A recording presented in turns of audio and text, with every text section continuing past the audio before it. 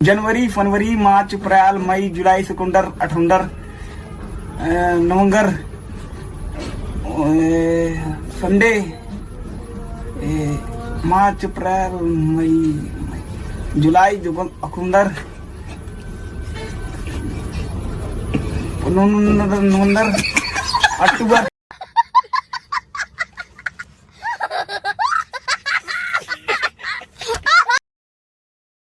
Hello everyone, welcome to engineering express. आज हम continue कर रहे हैं object oriented programming with Java की सीरीज में यूनिट 2 के लेक्चर नंबर 3, जिसमें हम यूनिट 2 के सेकंड पार्ट यानी इनपुट आउटपुट बेसिक्स के बारे में पढ़ेंगे।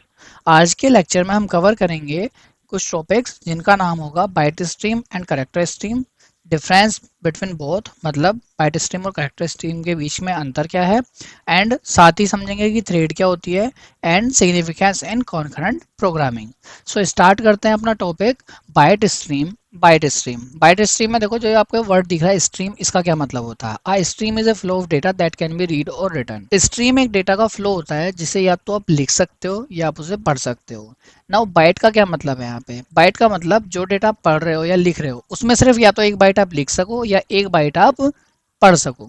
A byte stream is a type of stream that reads or writes data one byte at a time, मतलब एक समय पर सिर्फ एक ही बाइट आप उसमें लिख सकते हो या एक ही बाइट आप उसमें से पढ़ सकते हो। Byte stream is a stream of raw bytes and it is use to perform input output operations on binary data. मतलब बाइट स्ट्रीम हमारा यूज होता है बाइनरी डेटा पर इनपुट आउटपुट ऑपरेशंस परफॉर्म करने के लिए। एंड बाइनरी डेटा कैसा होता है हमारा, such as images, audio, video और any other type of non textual data. Non textual data मतलब जिस डेटा के अंदर आपके टेक्स्ट नहीं आते हैं। नाउ इसमें आगे आते हैं type of byte stream. Type of byte stream में आपके पास 6 टाइप के बाइट स्ट्रीम है। कौन कौन से, input stream, output stream, file input stream, file output stream, byte array input stream, byte array output stream. एक एक करके समझते हैं क्या होता है। इनपुट स्ट्रीम का मतलब होता है किसी भी फाइल से या एरे से डेटा को रीड करना। आउटपुट स्ट्रीम का मतलब होता है किसी डेटा को किसी सोर्स में या डेस्टिनेशन पर राइट करना। और सोर्स कैसा हो सकता है आपका, फाइल हो सकती है या आपका एरे हो सकता है। उससे अगला आता है आपका फाइल इनपुट स्ट्रीम, मतलब सिर्फ फाइल के अंदर अगर आपको रीड करनी है बाइट्स तो उसमें आप यूज करते हो फाइल इनपुट स्ट्रीम का। एंड अगर आपको राइट करनी है बाइट्स तो आप यूज करते हो फाइल आउटपुट स्ट्रीम का। और सेम होता है आपका एरे के लिए। Byte array input stream reads byte from an array and byte array output stream writes byte to an array. अब ये क्या लिखा हुआ है, here are the example with output. यहाँ पे क्या है, हमारे एग्जाम्पल्स हैं आउटपुट के साथ। है ना, हमने एक चीज अज्यूम करी है example dot T X T, मतलब ये हमारी एक फाइल है और उसके अंदर हमारा टेक्स्ट लिखा हुआ है hello everyone welcome to engineering express. ये हमने अज्यूम करा है, यहाँ लिखने के लिए अज्यूम करा है, लेकिन प्रैक्टिकली जब मैंने करा था तो मैंने एक फाइल बनाई, फाइल में मेरा एक टेक्स्ट लिखा हुआ है ये वाला, और इसी फाइल के नेम को मैं अपने प्रोग्राम्स के अंदर यूज कर रहा हूँ। सेम आप भी कोई अदर फाइल का नेम यूज कर सकते हो, कोई अपनी अदर फाइल का यूज कर सकते हो, जो भी उसके अंदर टेक्स्ट लिखा होगा ये प्रोग्राम उस पर वर्क करेंगे। यहाँ पे क्या लिखा हुआ है, input stream input is equal to new file input stream example dot T X T. देखो न्यू कीवर्ड का यूज आपको पता है कि ऑब्जेक्ट बनाने के लिए होता है। हम क्या कर रहे हैं, इनपुट स्ट्रीम इनपुट से एक ऑब्जेक्ट बनाने फाइल इनपुट स्ट्रीम का और यूज कर रहे हैं example dot T X T. और example dot T X T में हमारा कंटेंट लिखा हुआ है hello everyone welcome to engineering express. इस प्रोग्राम में हमने आगे int data is equal to input dot read का यूज करा है। नाउ रीड का मतलब होता है डेटा को रीड करना। एंड हमने रीड करने के बाद उसे क्या करा, system dot out dot println data read, मतलब ये लिखा हुआ है, और प्लस में करेक्टर डेटा, मतलब करेक्टर क्या है, बाय डिफॉल्ट ये जीरो इंडेक्स वाले करेक्टर को उठा लेगा, सिर्फ एक करेक्टर को। एंड लास्ट में हमने करा है इनपुट डॉट क्लोज। अब जब ये रन होगा, रन होने के बाद जो आपका टेक्स्ट लिखा हुआ है उसमें से फर्स्ट नंबर पर मतलब जीरो इंडेक्स पे जो भी टेक्स्ट लिखा हुआ है ये उसको उठा के आपको आउटपुट में दे देगा। और हमारे में क्या लिखा हुआ था, हेलो एवरीवन में एच हमारा था, इस वजह से इसने आउटपुट में एच दे दिया। सेम आपका आउटपुट स्ट्रीम है जिसमें आप फाइल राइट कर रहे हो, उसके बाद आपका फाइल इनपुट स्ट्रीम एंड उसके बाद आपका फाइल आउटपुट स्ट्रीम, उसके बाद byte array input stream and byte array output stream. देखो प्रोग्राम आपको लिखने के लिए नहीं आएंगे या आपको बताने भी नहीं है, ये जस्ट आपको बताने के लिए लिखे हुए हैं। मैंने आपसे अगर क्वेश्चन पूछेगा तो आपसे सिर्फ इतना पूछेगा कि बाइट स्ट्रीम होता क्या है एंड उसके टाइप क्या है, और टाइप में अगर आप इतना लिख दोगे कि ये किस वजह से यूज होते हैं या ये क्या होते हैं तो भी आपको पूरे नंबर मिल जाएंगे। एग्जाम्पल आपको बताने की जरूरत नहीं है, काफ़ी लेंदी एग्जांपल हो जाते हैं, तो आप इतने मतलब कोड याद भी नहीं कर पाएंगे और बता भी नहीं पाएंगे। ये जस्ट आपको समझने के लिए है, तो आप इन्हें आराम से बैठ के एक बार पढ़ो, समझो कि क्या लिखा हुआ है और आउटपुट आपका सही आ रहा है या नहीं आ रहा है, एक बार अपना आप लिखो, उसे रन करके देखो। ठीक है।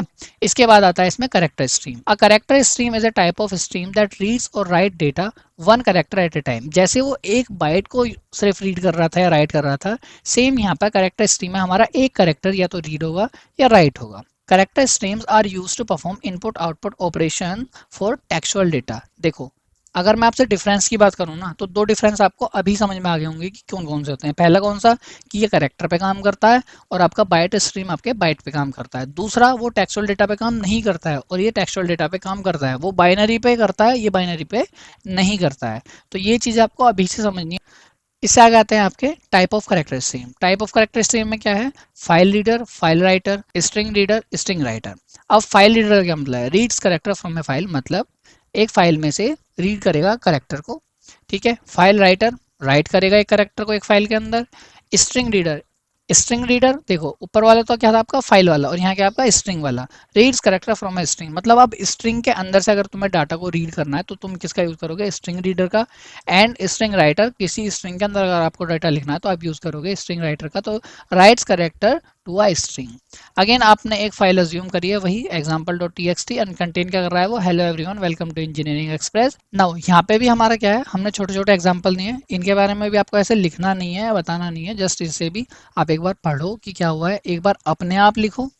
एक चीज़ का ध्यान रखना, ये जो example.txt है, या तो आप कोई फाइल आपके कंप्यूटर में या आपके सिस्टम में पड़ी हो उसका यूज़ कर लो, वरना आप एक टेक्स्ट की फाइल बनाओ, नोटपैड पे जाओ, नोटपैड में जाके कोई एक फाइल बना लो, उसको सेव कर लो। example.txt से करना चाहो example.txt से, या कोई भी आप जो नाम देना चाहते हो वो उससे सेव कर लो एंड उसका यहाँ पे यूज़ करो।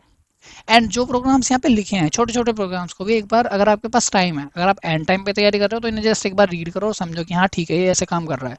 लेकिन अगर आपके पास टाइम है अभी भी, तो आप इन्हें एक बार अपने सिस्टम में लिखो एंड इनको रन करके देखो, तो आपको ज़्यादा अच्छे तरीके से, बेहतर तरीके से समझ में आएगा। ठीक है।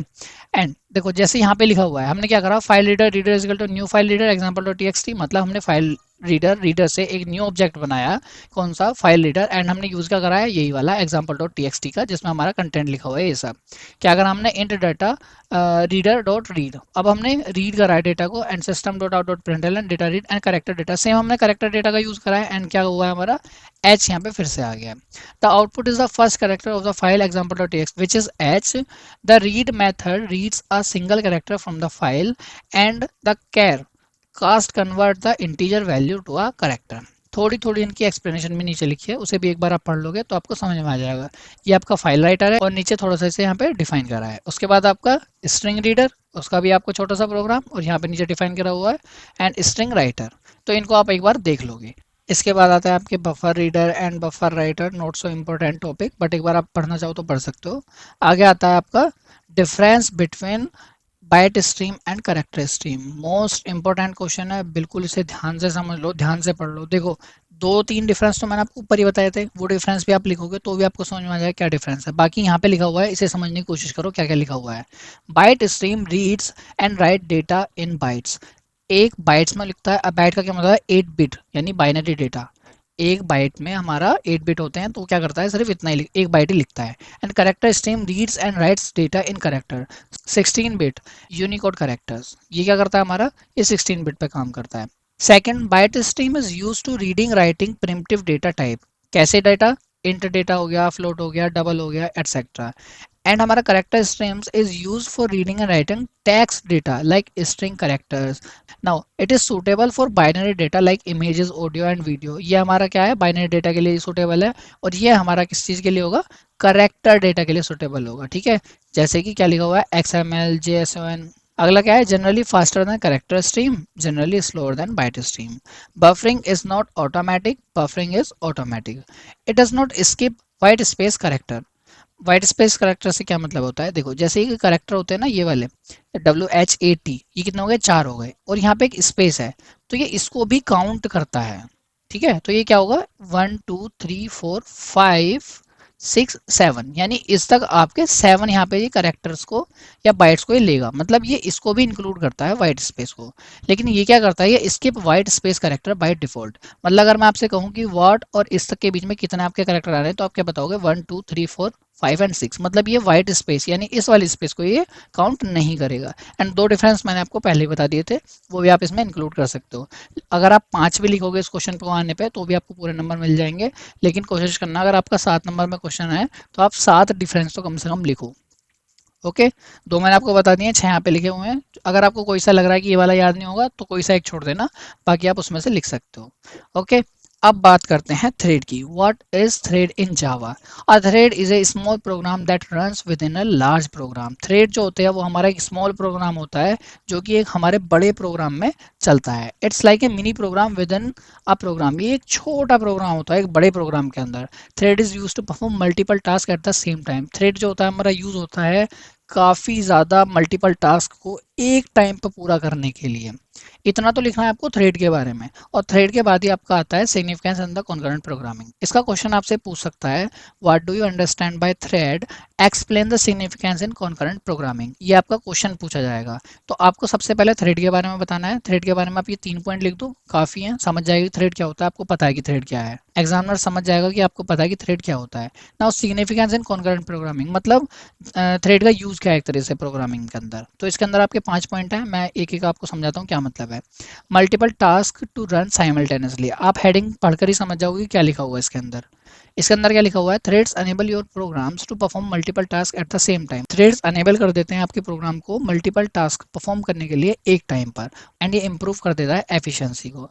सेकंड पॉइंट है हमारा इंप्रूव सिस्टम यूटिलाइजेशन। मतलब सिस्टम आपका सीपीयू जो है, सीपीयू जितना ज़्यादा यूज़ हो सकता है उसे उतना ज़्यादा यूज़ करना है हमको, तो ये वही काम करता है। By running multiple threads your program can make the most of available system sources such as the CPU memory. इस चीज़ को समझने की कोशिश करो। मान लो ये आपका सीपीयू है एंड सीपीयू के पास ये जो है आपके पास ये टाइम दे सकता है, ठीक है, ये इतने सारे टाइम दे सकता है। अब आपने क्या करा, आपने एक टास्क दिया इसको करने के लिए, तो ये क्या कर रहा है इस वाले टाइम का यूज़ कर रहा है और इस टास्क को पूरा कर रहा है। लेकिन अगर आपने क्या करा, आपने इस टास्क को, ये जो सिर्फ एक टास्क था, इसको 5 या 6 भागों में बांट दिया और क्या कर दिया कि ये पार्ट्स को इनको पकड़ा दिया। तो अब जो हमारा सीपीयू का अदर टाइम था वो भी तो हमारा यूज़ होने लग गया है। तो यही चीज़ यहाँ पे लिखी है, इम्प्रूव सिस्टम यूटिलाइजेशन। थर्ड है आपका इनहांस यूजर एक्सपीरियंस, मतलब यूजर के एक्सपीरियंस को भी ये बढ़ा देता है। Threads help to create response and interactive application. Threads जो होती है हमें हेल्प करती हैं रिस्पॉन्सिव एंड इंटरैक्टिव एप्लीकेशंस बनाने में। As task can run in the background without blocking the main program flow. जैसे कि थ्रेड्स जो होता है, थ्रेड्स हमारे बैकग्राउंड में चलती हैं एंड सारे टास्क को पूरा कर देती हैं और ना इसमें कोई हमें ब्लॉकिंग देखने के लिए मिलती है। तो इस वजह से क्या होता है, यूज़र किसी काम को कर रहा होता है, उसका काम हो जाता है जल्दी से और वो उसे आगे भेज देता है और वो जल्दी जल्दी एक्सपीरियंस लेता है एक तरीके से। तो वही यहाँ पे लिखा हुआ है कि इनहांस यूज़र एक्सपीरियंस, यूज़र का एक्सपीरियंस बढ़ता है। ओके, नेक्स्ट है आपका फास्टर एग्जीक्यूशन। फास्टर एग्जीक्यूशन से क्या मतलब है, by dividing task among multiple threads your program can complete task faster than running them sequentially. देखो आपके पास सीपीयू था, सीपीयू के पास आपके पास ये उसके टाइम थे, ठीक है। अब आप यूज़ क्या कर रहे थे, सिर्फ एक टाइम का यूज़ कर रहे थे और वो जितने टाइम का हो, मान लो ये पूरे 5 मिनट में कंप्लीट होता है, तो ये वाला उसको पूरा करने के लिए 5 मिनट ही लेता है, लेकिन आपने क्या करा, इसे 3 में डिवाइड कर दिया, ठीक है। तो इसके 5 जो है हमारा 5 मिनट जो होते हैं हमारे 3 टाइम में हमारे डिवाइड हो गए, ठीक है, 3 बराबर टाइम में डिवाइड हो गए। तो ये और भी फास्ट हो गया होगा इस तरीके से। तो वही हुआ यहाँ पे faster execution. Now better resource allocation. Threads help allocate system resources more efficiently, reducing waste and improving overall system performance। तो ये है आपके 5 पॉइंट। इसके अंदर आपको अच्छे से समझ में आ गया होगा कि ये क्या है और इसके अंदर आपको क्या लिखना है। आपसे क्वेश्चन मैंने बता दिया, मैं दोबारा रिपीट कर देता हूँ क्या क्वेश्चन पूछ सकता है आपसे। What do you understand by thread in Java, explain significance in concurrent programming. तो आपको सिर्फ ये इतना इसमें लिखना है। इंपॉर्टेंट क्वेश्चन आपका वो क्या है, explain the life cycle of thread in details. इसे तो आप 7 मार्क्स का 100% लिख के ले लो, ये आपसे पूछा ही जाएगा, ठीक है। ये पूछा ही जाता है क्योंकि अच्छा क्वेश्चन है। पूरी यूनिट में से एक क्वेश्चन ऐसा दिखता है ना कि हाँ ये क्वेश्चन पूछने वाला है 7 मार्क्स में, तो ये पक्का पूछा जाता है। दिखता भी है कि 7 नंबर में पूछा जाएगा, तो ये 100% आपका पूछा जाएगा। इसमें क्या लिखा हुआ है, explain the life cycle in thread in details, मतलब थ्रेड जो होता है उसकी पूरी पूरी लाइफ साइकिल, थ्रेड कैसे काम करता है, कहाँ जाता है, कैसे बनता है, अगर वो काम करता है तो कहाँ जाएगा, अगर वो काम नहीं करता है तो क्या होगा, वो उसकी पूरी पूरी लाइफ साइकिल आपको बतानी होती है थ्रेड की। ये इसी में है पूरा पूरा वैसे, लेकिन आपसे पूछेगा ये अलग से। सो स्टार्ट करते हैं इसको। The life cycle of a thread in Java. A thread in Java goes through several stage from its creation to termination. हमारा जो थ्रेड होता है इन वाली स्टेजेस से निकलता है और एग्जीक्यूशन तक पहुंचता है, मतलब स्टार्ट होता है अपना यहाँ से एंड एग्जीक्यूशन तक अपना पहुंचता है। इसके बीच अगर वो कहीं कहीं और भी जाता है तो उसके बारे में भी हमने यहाँ पे एक्सप्लेन किया है। ठीक है, एक एक करके समझते हैं। सबसे पहला होता है आपका न्यू। न्यू का क्या मतलब है, इसका आप एक काम करो, मोबाइल से फोटो लो और इसे थोड़ा साइड में रख लो, है ना, आगे जब हम समझेंगे तो आप समझते रहना कि कैसे कैसे चल रहा है। तो इसमें आपकी सबसे पहली स्टेज है न्यू बोर्न। न्यू बोर्न क्या है, देखो सबसे पहले जब आप अपना प्रोग्राम लिखते हो, उस प्रोग्राम में अगर आपको थ्रेड लेके आना है तो आप दो चीज़ों से लेके आ सकते हो। कैसे, या तो आप एक्सटेंड करके लेके आ सकते हो, एक्सटेंडिंग द थ्रेड क्लास, और दूसरा कौन सा आपका इम्प्लीमेंटिंग द रनेबल इंटरफेस। इन दोनों से आप उसको लेके आ सकते हो। अब इस वाली स्टेज में होता क्या है, यहाँ पर न्यू बोर्न वाली में, इस स्टेज में आपकी जो थ्रेड है वो एक तरीके से सिर्फ बोर्न हुई है, मतलब यहाँ पे आई है उसके अंदर, अभी वो स्टार्ट नहीं हुई है, सिर्फ यहाँ पे आई है। तो वहीं यहाँ पे लिखा हुआ है the thread is in newborn state not yet started, मतलब अभी तक वो स्टार्ट नहीं है। In this state the thread is created, मतलब अभी बनी है but not ready to start, लेकिन अभी स्टार्ट होने के लिए रेडी नहीं है। एंड क्या होता है, यहाँ के बाद आपकी मूव होती है स्टार्ट के थ्रू रेडी में जाने के लिए, ये आपकी दूसरी स्टेट है रेडी। यहाँ पर यहाँ क्या लिखा हुआ है, रनेबल या रेडी टू रन, मतलब रेडी वाली जो स्टेट आपकी ये है। In this state the thread is ready to execute, यहाँ पे एग्जीक्यूट आएगा आपका, ठीक है, बट नॉट रनिंग, लेकिन चल नहीं रही, मतलब रेडी हो चुकी है एग्जीक्यूट होने के लिए, लेकिन हमारी रन नहीं हो रही है, क्योंकि थ्रेड क्या है, वो वेट कर रही है जेवीएम का फॉर द एग्जीक्यूशन। जेवीएम आपको पता है ना क्या होता है, जावा वर्चुअल मशीन। तो ये जेवीएम का वेट कर रही है कि कब जेवीएम आएगा और कब मुझे एग्जीक्यूट करेगा। उसके बाद आता है आपका रनिंग स्टेट, थर्ड स्टेट आपकी आती है, फोटो ले लिया ना अपना मोबाइल में आपने, हाँ उसको सामने रखना बिल्कुल अपने, ये आती है आपकी रनिंग स्टेट। रनिंग स्टेट में क्या होता है आपका, in this state the JVM select the thread to run, मतलब इस वाली स्टेट में आके जेवीएम जो होता है इसको आके पकड़ लेता है कि चल भाई अब यहाँ से चलते हैं, रन होना स्टार्ट करते हैं। तो क्या होता है, JVM select the thread to run and it start to execute its code, और थ्रेड जो होती है वो अपने कोड को एग्जीक्यूट करना स्टार्ट कर देती है। The thread is now running, अब हमारा थ्रेड जो है वो रन कर रही है, रनिंग हो रही है एंड परफॉर्म कर रही है अपने टास्क को। नाउ अगर वो अपने टास्क को पूरी तरीके से परफॉर्म कर लेती है और उसे कोई भी दिक्कत नहीं आती है, तो वो डायरेक्ट चली जाएगी आपकी टर्मिनेट स्टेट, मतलब 6 वाली जो स्टेट है। यहाँ पे आपको डायग्राम में दिख रहा होगा कि यहाँ से क्या हुआ है, रनिंग से होकर सीधा एग्जीक्यूट हो गई है और डेड हो गई है। डेड से क्या मतलब है, यहाँ पे टर्मिनेट होना, एग्जीक्यूट होना। अगर थर्ड स्टेट के बाद अगर उसमें कोई दिक्कत नहीं आती है या उसे किसी इनपुट या आउटपुट ऑपरेशंस की नीड नहीं है पूरा होने के लिए, तो वो क्या होगा, वो सीधा एग्जीक्यूट हो जाएगी, आपकी डेड स्टेट में आ जाएगी। इसको समझ लो क्या होता है, in this state the thread completes it's execution, मतलब इस वाली स्टेज में थ्रेड जो होता है वो अपने एग्जीक्यूशन को कंप्लीट कर लेती है and the thread is now dead and can not be restarted. और ये इसमें आकर जो आपकी थ्रेड है वो टर्मिनेट हो चुकी है, डेड हो चुकी है, अब वो दोबारा रिस्टार्ट नहीं हो सकती है। आपको रिस्टार्ट करना है तो दोबारा शुरू से स्टार्ट करना पड़ेगा, न्यू थ्रेड बनानी पड़ेगी, आपको अपना नया प्रोग्राम लिखना पड़ेगा।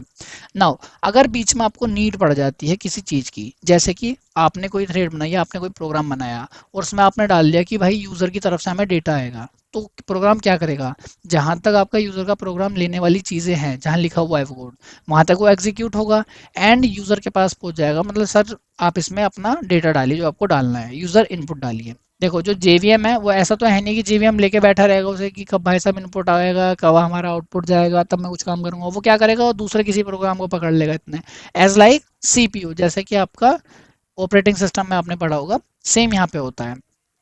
अब मान लो किसी भी थ्रेड को इनपुट आउटपुट ऑपरेशन की नीड पड़ी है, तो वो क्या होगा, वो सीधा चली जाएगी आपकी वेटिंग स्टेज में। तो the thread is waiting for the resources और event such as input output completion और a log. A thread is in waiting state not in a running stage, मतलब यहाँ से रनिंग से वो वेटिंग में आ जाती है, लेकिन इस टाइम वो रन तो करनी ही होती है, तो वो खाली क्या कर रही होती है, वेट कर रही होती है। कब तक? जब तक उसको वो इनपुट या आउटपुट ऑपरेशंस नहीं मिल जाते हैं जिसकी उसे नीड है। इसके अलावा दूसरा कौन सा है? Sleeping, because all thread can not be present in the active state. अभी मैंने बताया कि जेवीएम ऐसा तो है नहीं खाली बैठा रहेगा, अगर उसको लगा कि भाई इस वाली थ्रेड को नीड है किसी इनपुट आउटपुट ऑपरेशंस की, तो उसको रोक देगा एंड दूसरी वाली को उठा लेगा। इसी तरीके से दूसरे को नीड पड़ी तो उसको भी वेटिंग में भेज देगा। अब इसी तरीके से जब चलता रहेगा तो कई बार क्या होगा, जो हमारी थ्रेड्स हैं वो सारी की सारी एक्टिव स्टेज में नहीं रह सकती होंगी, मतलब सारी की सारी थोड़ा ना आ जाएंगी वहाँ पे कि भीड़ लगा दी वहाँ पे हो गया, तो एक ही करके आती रहेंगी। तो होगा क्या, अगर आपकी ज़्यादा थ्रेड वहाँ पे आएंगी तो उसमें से जो पहली थ्रेड्स हैं जिनको नीड है थोड़ा सा और ज़्यादा, तो वो चली जाएंगी आपकी स्लीपिंग में, यानी सस्पेंड हो जाएंगी वो एक तरीके से। तो प्रेजेंट इन एक्टिव स्टेट, तो यहाँ क्या लिखा हुआ है, because all the thread can not be present in the active state eight the same time, मतलब एक टाइम पे नहीं हो सकती हैं। सो यूजिंग स्लीप, तो हम स्लीप का यूज करते हैं। And wait is temporarily suspended, मतलब मतलब हम स्लीप का या वेट का यूज कर सकते हैं। ये वाला जो वेट है हमारा, ये वाला और ये वाला स्लीप, ये दोनों ही हमारे मतलब सेम से ही काम करते हैं। वेट वाला मतलब तुमको जैसे लगता है कि कोई एक दो आपकी थ्रेड चलनी है तो उसमें ज़रूरत पड़ी इनपुट आउटपुट ऑपरेशंस की, तो वो करके यहाँ से निकल जाएगा, दोबारा रेडी में जाएगा, रनिंग में जाएगा और एग्जीक्यूट हो जाएगा। मान लो एक से ज़्यादा कई सारे हो गए तो वो क्या करेगा, वो स्लीपिंग में चला जाएगा थोड़ा टाइम के लिए, एंड दोबारा जब उसका स्लीप इंटरवल खत्म हो जाएगा वो जाएगा दोबारा से रेडी में, और रेडी में जाके फिर से रनिंग में आएगा और अपना काम पूरा हो गया होगा उसका, तो एग्जीक्यूट हो जाएगा। ठीक है। इसके अलावा आपको डेट बता दिया, और दो है हमारी एडिशनल स्टेट, कौन कौन सी? Blocked and timed waiting. Blocked, the thread is waiting for the lock और रिसोर्सेज, मतलब किसी लॉक का रिसोर्स का जब वेट कर रही होती हैं तो भी हमारी ब्लॉक्ड में चली जाती हैं। एंड टाइम वेटिंग मतलब the thread is waiting for a specific time और इवेंट, मतलब हर एक थ्रेड को एक पर्टिकुलर टाइम दिया जाता है कि इतने टाइम तक ही आपको वेट करना है, इससे ज़्यादा आपको वेट नहीं करना पड़ेगा। ओके, इससे आगे आता है हमारा how do you create thread in Java using both thread class and runnable interface with example. ये भी आपका एक इम्पोर्टेंट क्वेश्चन है। इसमें क्या लिखा हुआ है समझने की कोशिश करो। जावा के अंदर अभी मैंने क्या बताया आपको, जब आप यहाँ पे थे स्टार्टिंग में न्यू बोर्न स्टेट में, तो मैंने आपसे बताया थ्रेड को आप बना कैसे सकते हो, या तो एक्सटेंड करके बना सकते हो या इम्प्लीमेंट करके बना सकते हो। तो आपसे यही क्वेश्चन वो आगे पूछ रहा है कि थ्रेड बनती कैसे है, दोनों तरीके हमें बताओ, यानी इंटरफेस वाला भी एंड आपका एक्सटेंड वाला भी। तो यही लिखा हुआ है हमारे पास, दो तरीके होते हैं, extending the thread class and दूसरा implementing the runnable interface. Now extending the thread class, उसको समझो क्या है। सबसे पहले हम क्रिएट करते हैं, create a new class that extend the thread class. इसको एक्सटेंड करने के लिए आप क्या यूज करोगे, पब्लिक क्लास होगा माई थ्रेड, एंड एक्सटेंड कीवर्ड को लिख के आप थ्रेड लिखोगे। तो ये आप क्या कर रहे हो, यहाँ पे आप क्रिएट कर रहे हो एक थ्रेड को बाय एक्सटेंडिंग, ठीक है ना, एक्सटेंड करके आप थ्रेड का यूज कर रहे हो। एंड नाउ इसके अंदर होगा आपका कोड कोई भी। आगे क्या करते हैं, ओवरराइड द रन मेथड। अब हम ओवरराइड का यूज करते हैं। यहाँ पे क्या लिखा हुआ है, सेम ऊपर वाली लाइन आपकी जो लिखा हुआ था अब यहाँ पे ये हुआ है, and override public void run, and इसके अंदर कोड जो भी आपका एग्जीक्यूट होना है। आगे चलते हैं, आगे क्या हुआ है, step 3, create a thread object and started. अब आप क्या करोगे, आप एक थ्रेड का न्यू ऑब्जेक्ट बनाओगे और उस ऑब्जेक्ट के थ्रू इस वाली थ्रेड को कॉल करोगे, एंड जो भी प्रोग्राम है वो आपका एग्जीक्यूट हो जाएगा। समझते हैं क्या हुआ है, create a thread object and started. In the main method create an object for your thread class and call the start method to start the thread. Program समझो क्या लिखा हुआ है। सबसे पहली लाइन, आपने थ्रेड को बनाया मतलब क्रिएट करा, public class my thread extend thread, मतलब एक्सटेंड करके आपने यूज करके थ्रेड बनाया। ओवरराइड पब्लिक वॉइड रन, इसके अंदर आपने कोड लिखा, code to be executed by the thread, मतलब थ्रेड के थ्रू जो आपका कोड एग्जीक्यूट होना वो यहाँ लिखा होगा। यहाँ क्या लिखा हुआ है हमारा, for int i is equal to 0, i less than 5 and i plus plus, मतलब आई जब तक छोटा है 5 से तब तक आई प्लस प्लस होता रहे एंड वो आता रहे आगे। And system dot out dot println thread is the running plus I, मतलब ये आई बार बार यहाँ पे इस लूप के अंदर घूमता रहेगा, फोर लूप है ना एक तरीके से, तो यहाँ पे घूमता रहेगा। आगे क्या लिखा हुआ है, आपकी मेन क्लास लिखी हुई है, मेन क्लास में आपने ये जो ऊपर लिखा हुआ है यहाँ से लेके यहाँ तक का, इसका आपने एक बना दिया है, क्या आपने बना दिया इसको कॉल करने का एक तरीका, कि अगर मैं कॉल करूं इस वाली चीज को तो ये वाली चीज परफॉर्म हो जाए। ये आपने नीचे बनाया हुआ है, क्या लिखा हुआ है आपने, public static void main string args and create a thread object. आप यहाँ पे क्रिएट कर रहे हो न्यू ऑब्जेक्ट, एक तरीके से आपने क्या करा, आपने न्यू ऑब्जेक्ट बना लिया, टी नाम से बनाया, और किसका यूज करा आपने, माई थ्रेड का। एंड स्टार्ट द थ्रेड, आपने स्टार्ट कर दिया थ्रेड को, टी डॉट स्टार्ट, आपने स्टार्ट कर दिया टी को, टी स्टार्ट हुआ मतलब कौन स्टार्ट हुआ, माई थ्रेड स्टार्ट हुआ, एंड माई थ्रेड स्टार्ट हुआ तो कौन स्टार्ट हुआ, ये पूरा का पूरा कोड, एंड पूरा पूरा कोड स्टार्ट होने के बाद आपको आउटपुट ये मिलेगा। छोटा सा प्रोग्राम आपने पहले भी कई बार किया होगा तो आपको ये तो पता ही होगा कि आउटपुट क्या आएगा। तो एग्जाम्पल में आपको यही कोड लिख देना है छोटा सा फॉर लूप वाला, एंड करा क्या आपने, दोबारा मैं आपको बता देता हूँ। सबसे पहले आपने एक्सटेंड करा अपनी थ्रेड को, ठीक है, ओवरराइड लिखा, ओवरराइड करने के बाद आपने कोड लिखा। ये आपका मान लो इतना सा प्रोग्राम है, ठीक है, इतना प्रोग्राम है। इसके बाद जस्ट आपने इस प्रोग्राम को कॉल करने के लिए या चलाने के लिए आपने चीज़ें बनाई है, यानी आपने अपना मेन प्रोग्राम बनाया है। आपने public static void main string args लिखा, ये तो आपको लाइन अब तक रट गई होगी। उसके बाद आपने क्या करा, न्यू ऑब्जेक्ट क्रिएट करा, ठीक है, न्यू ऑब्जेक्ट किस नाम से क्रिएट करा आपने, टी नाम से, और उस टी को स्टार्ट कर दिया। जब टी स्टार्ट हुआ तो माई थ्रेड स्टार्ट हुई, माई थ्रेड मतलब ये वाला प्रोग्राम स्टार्ट हो गया एंड आपका आउटपुट मिल गया। ठीक है, आई होप आपको अच्छे से समझ में आया होगा कि एक्सटेंडिंग द थ्रेड क्लास क्या होती है एंड कि ये कैसे यूज होती है। ये अगर आपसे पूछता है तो सेम आपको ऐसे ही बताना है, मतलब स्टेप वाइज में आपको लिखना है। उसके साथ साथ ये आपको छोटे छोटे प्रोग्राम्स बताने कि आपने क्या, मतलब जो लिखा हुआ है वो कैसे लिखा हुआ है और इसका मतलब क्या है प्रोग्रामिंग लैंग्वेज के अंदर। ठीक है, स्टेप 2 लिखोगे, स्टेप 3, एंड यहाँ आपका ये हो जाएगा पूरा का पूरा। अब देखो जो यहाँ पे मैंने आपको बताया वो यहाँ पे आपकी एक्सप्लेनेशन लिखी है, मतलब अगर आप सिर्फ नोट्स भी पढ़ रहे हो ना तो भी आपको समझ में आ जाएगा कि क्या लिखा हुआ है। तो अगर आपको नोट्स चाहिए तो नीचे दिए हुए लिंक पे से आप जाके उसे डाउनलोड कर सकते हो, अदरवाइज आप व्हाट्सएप पे कॉन्टैक्ट कर लो, वहाँ पे आपको आपके नोट्स मिल जाएंगे। एंड हाँ, नोट्स पेड है। अब आते हैं आपके सेकंड मेथड पे, वो क्या है हमारा, इम्प्लीमेंटिंग द रनेबल इंटरफेस। देखो ऊपर वाले में आपका एक्सटेंड का खेल था, यहाँ पे आपका इम्प्लीमेंट्स का खेल है। बस इन्हीं दो लाइनों का मतलब है, बाकी तो आपका कोड सेम सही रहने वाला है। Public class my runnable implements runnable, अपने इम्प्लीमेंट्स का यूज करा है रनेबल का, एंड यहाँ पे आपका होगा कोड जो आपका आगे आएगा। Step 2, implement the run method and the run method contain the code that will be executed by the thread. आप यहाँ पे एक चीज का ध्यान रखना, वहां पे हमने ओवरराइड का यूज करा था, यहाँ पे हम ओवरराइड का यूज नहीं कर रहे हैं। तो पब्लिक वॉइड रन एंड उसके अंदर कोड आएगा आपका यहाँ पे नीचे, ऊपर वाली लाइन आपकी सेम है। एंड थर्ड आता है आपका step, create a thread object and pass the runnable object to it in the main method, create a thread object and pass an instance of your runnable class to it. Okay, अब समझते हैं लिखा हुआ क्या है code के अंदर, वो कैसे काम कर रहा है। आपने सबसे पहले इंप्लीमेंट करा public class my runnable implement runnable, ठीक है, ओवरराइड का यूज आपने यहाँ पे नहीं किया है। And public void run code to be executed here, क्या है आपका कोड, सेम आपका कोड है, कुछ आपको चेंज नहीं करना है। मैंने जितना आसान हो सका है उतना आसान नोट्स बनाने की कोशिश करी है। आपके जितने एग्जाम्पल, अगर आपके 6 क्वेश्चंस में सेम एग्जाम्पल चल सकता है तो मैंने वही एग्जाम्पल लगाने का ट्राई किया है, क्योंकि आपसे ऐसा तो होगा नहीं कि सारे क्वेश्चन पूछ लेगा पूरी यूनिट के, तो अब वहाँ तो आपको डिफरेंट हो ही जाएंगे आपके एग्जाम्पल ऑटोमेटिकली। तो आप यूज़ करना है इन्हीं एग्जाम्पल्स का जो मैंने लिखा रखे हैं। तो आपने सेम आपने प्रोग्राम लिखा यहाँ पे, ठीक है, और उसके बाद आपने क्या करा, आपने दोबारा से इस चीज़ को कॉल करिए। आपने यहाँ पे लिखा, तो ये इतना पार्ट तो आपका हो गया कोड वाला, और इससे नीचे वाला आपका मेन आपका प्रोग्राम है जिसमें आप कॉल कर रहे हो इस वाले प्रोग्राम को। हुआ क्या है, public static void main args creating the runnable object, runnable object बनाने के लिए क्या करा आपने, माई रनेबल, एंड आपने इस बार आर का यूज करा कि भाई मैं आर नाम का ऑब्जेक्ट बना रहा हूँ, तो आपने आर नाम से क्या बनाया, एक नया ऑब्जेक्ट, एंड यूज किसका करा आपने, माई रनेबल का, मतलब इसका, ये दिख रहा है आपको माई रनेबल इसका, ठीक है। एंड क्रिएट कर दिया आपने thread object and thread t is equal to new thread r. अब यहाँ पे समझो, यहाँ पे थोड़ा सा खेल चेंज हुआ है। आपने क्या करा, create a thread object and pass the runnable object. आप एक थ्रेड ऑब्जेक्ट बनाओगे और पास कर दोगे उसमें रनेबल ऑब्जेक्ट को।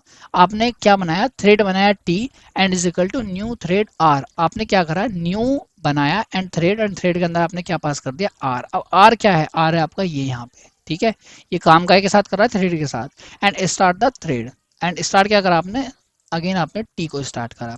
तो ध्यान रखना इन दोनों के एग्जाम्पल में सिर्फ इन दो लाइन का अंतर है और एक इस वाली लाइन का अंतर है, ठीक है, बाकी आपका पूरा का पूरा सेम है। एंड आपके नेम थोड़े से चेंजेस हैं। एक बार आप खुद लिखोगे समझोगे, आपको समझ में आ जाएगा। अब ये काम कैसे कर रहा है ये आपको समझ में आ गया होगा। दोबारा से समझा देता हूँ एक बार। सबसे पहले आपने क्या करा, पब्लिक क्लास माई रनेबल आपने अपना एक इम्प्लीमेंट करा। इम्प्लीमेंट करने के बाद आपने अपना कोड लिखा, नॉर्मल सा कोड था आपका फॉर लूप वाला। उसके बाद आपने इसको कॉल कर लिया, पूरे प्रोग्राम को कॉल करने के लिए आपने यहाँ पे एक प्रोग्राम बनाया छोटा सा, मतलब ऑब्जेक्ट बना के उसे कॉल करने का ट्राई करा है।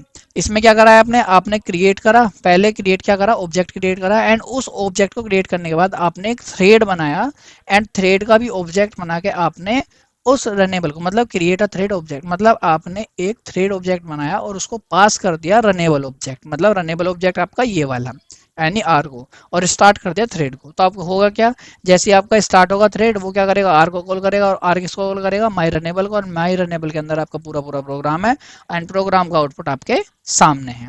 ओके, एंड ये आपकी यहाँ पे एक्सप्लेनेशन की यहाँ पे क्या लिखा हुआ है पूरा का पूरा, और ये वर्क कैसे कर रहा है। अगेन मैं आपसे कहूँगा नोट्स में आपको आराम से पता लग जाएगी कैसे लिखा हुआ है। अगर आपको अच्छे से समझना है तो नोट्स आप नीचे दिए हुए लिंक पे से डाउनलोड कर लो। आज के लेक्चर में इतना ही करते हैं। नेक्स्ट लेक्चर में हम आगे के टॉपिक्स को पढ़ेंगे, एंड साथ में एक हमारा इंपॉर्टेंट क्वेश्चन होगा, कौन सा, thread class and runnable interface के बीच में डिफरेंस। ये चीज़ें हम नेक्स्ट लेक्चर में कवर करेंगे। आज के लिए इतना ही।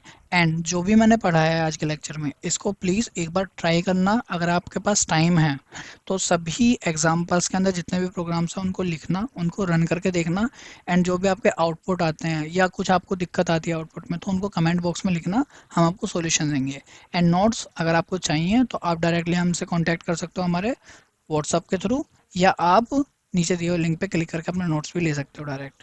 ठीक है, thank you, please like and subscribe our channel, and there is our channel code, आपका यूट्यूब का है, टेलीग्राम का है, एंड ये आपका व्हाट्सअप ग्रुप है, डायरेक्ट आप व्हाट्सअप ग्रुप पे स्कैन करके समझ सकते हो।